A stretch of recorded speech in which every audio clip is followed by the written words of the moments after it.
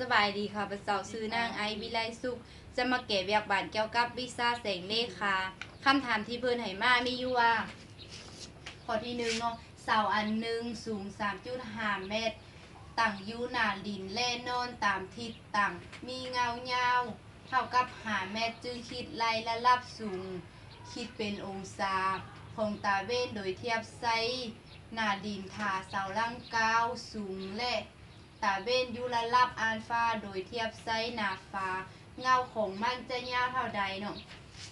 เข้ามาสังเกตว่ารูปเนาะตัวนี้เป็นหน้าดินตัวนี้เป็นเสาจะมีความยาวอยู่ 3.5 เมตรแสงเมื่อนั่นแสงตาเว้นจะกระทบใส่เสาพาให้เกิดมีเงายาวอยู่5 เมตรเราจะไปซอกหาความสูงของแสงตาเว้นที่กระทบใส่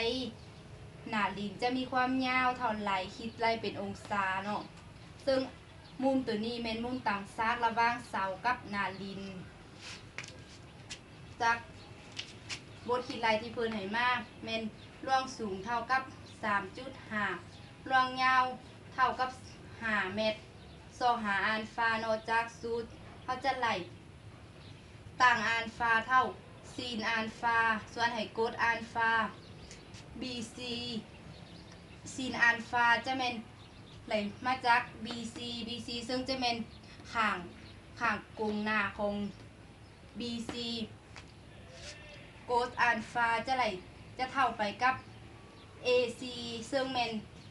AB ซึ่ง AB ไหลจากมุมกงซักจะเป็น AC เนาะสนัดจะแทนค่าให้